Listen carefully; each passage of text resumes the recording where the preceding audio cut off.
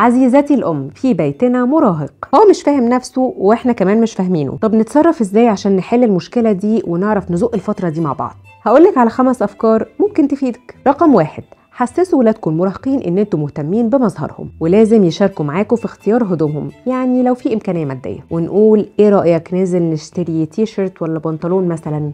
ولو بنتك محجبه قولي لها ايه رايك يا حبيبتي ننزل نشتري مع بعض طرحه الوانها مطرقعه كده. ولو مش محجبه جيبي لها مثلا خلطه زيوت واعملي معاها حمام زيت علشان شعرها يبقى طري وجميل. تاني حاجه، فيديوهات التيك توك. ايوه، فيديوهات التيك توك. في ابهات وامهات وجدات وجدود كمان بيعملوا مع ولادهم فيديوهات على التيك توك، وده بيفرح الولاد بطريقه رهيبه، وكمان بتختصر طريق كبير في محاولات القرب من الولاد ومعرفه هما بيحبوا ايه وبيهتموا بايه، وكمان المحتوى اللي بيتعرضوا له نوعيته ايه وبيأثر فيهم ازاي. رقم 3، حاولي دايما تصدري صوره مامي الروشه مش مامي الكشره، فاهماني؟ وطبعا هتبقي روشه بس بحدود، والولاد لازم يبقوا عارفين الحدود دي كويس.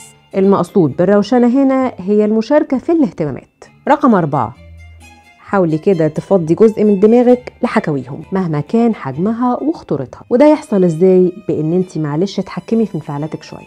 عارفه ان هما ممكن يحكوا لك حاجات تنقطك، بس معلش نيجي على نفسنا شويه مقابل ان احنا نبقى ضامنين قربهم وان هما يحكوا لنا على كل حاجه.